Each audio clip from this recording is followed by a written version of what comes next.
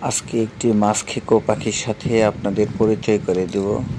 চলেন দেরি না করে ভিডিও শুরু করি। ভবন চিল লম্বা লেজওয়ালা কালচে বাদামি মাঝারি আকারের শিকারী পাখি। স্ত্রী ও পুরুষ পাখি চেনার উপায়।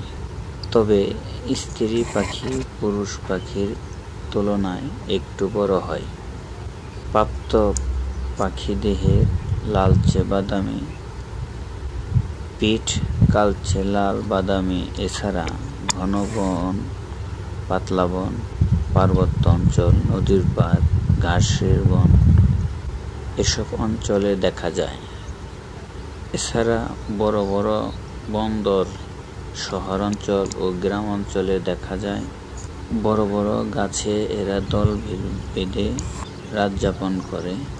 ভোরের সূর্য ওঠা এরা দল বেঁধে আকাশে উড়ে যায়।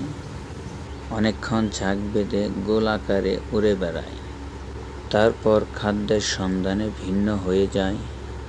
সন্ধ্যাবেলা এরা তাদের আবাসে ফিরে আসে এবং পুনরায় ভোরবেলার মতন গোল আকারে কিছুক্ষণ উড়ে তারপর গাছে এসে বসে পড়ে।